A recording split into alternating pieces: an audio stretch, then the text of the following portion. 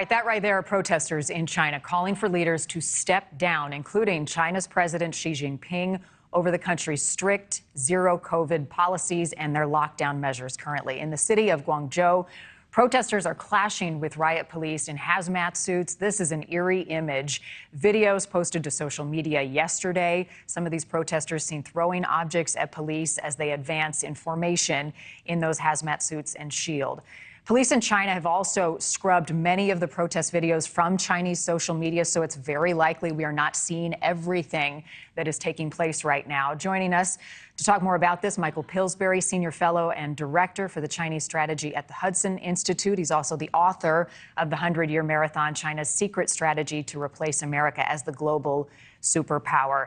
Great to have you with us, Mr. Pillsbury. I want to start with the statement, the announcement that came out from China in the last 24 hours, and it's scary and eerily reminiscent of what we saw in 1989 with Tiananmen Square.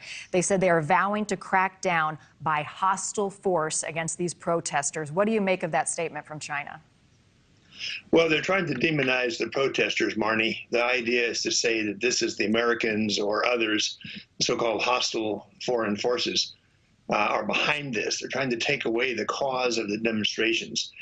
It's also a surprise that to the Chinese government itself that this could happen. Remember, we've been told now for about 10 years that they had a techno surveillance state. They have social credit scores. There's no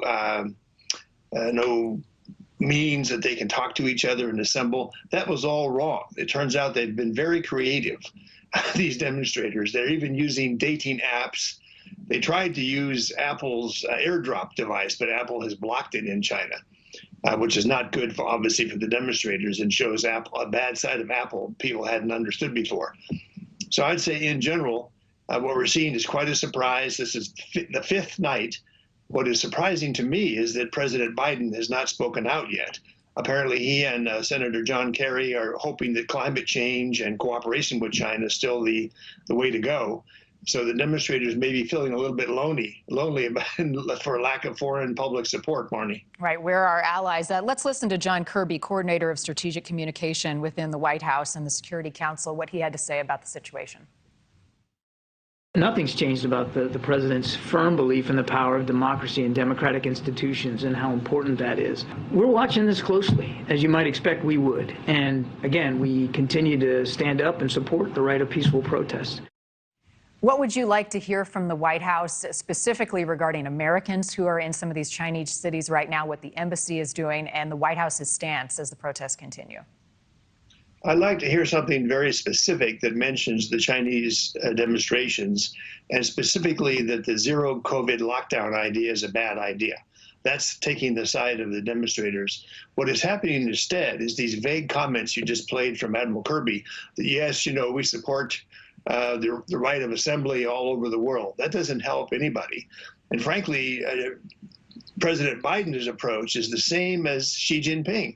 Xi Jinping is ignoring all this. If we were now in China, Marni, opening all the newspapers, we would see nothing. It's all being blacked out, the last 5 days of demonstrations. The point is, Dr. Fauci actually, ironically, has criticized the zero lockdown. I think the Chinese used to think of Dr. Fauci as their friend, protecting them from the lab leak theory.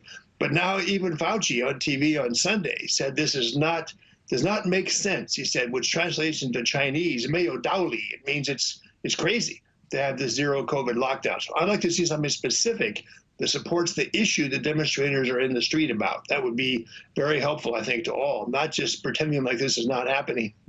Right. But it also makes you wonder, as horrible as some of these images and these clashes are, what we're not seeing, how much worse it is, how much worse it could get because they're censoring. Apparently, many more cities are involved, larger protests, including in Beijing. There's a New York Times reporter who saw some of this in Beijing a couple of days ago, far, far more than is being put out by cell phone and other means. So this may be bigger than we think, and it is a surprise. However, it doesn't mean the end of the Chinese communist threat or challenge to America. It means that they're more volatile and less stable than we thought. That may be a surprise to their own leaders as well. Yeah, well, it's just the beginning, and I also am curious how the situation and the protests we've been seeing for weeks in Iran play into the U.S. response and all of this as well. Michael, we'll have you back. Michael Pillsbury, Senior Fellow and Director for Chinese Strategy at the Hudson Institute. Good conversation. Thank you. Thank you for watching. Go to newsnationnow.com to find NewsNation on your television provider. And don't forget to click the red subscribe button below to get more of NewsNation's fact-driven, unbiased coverage.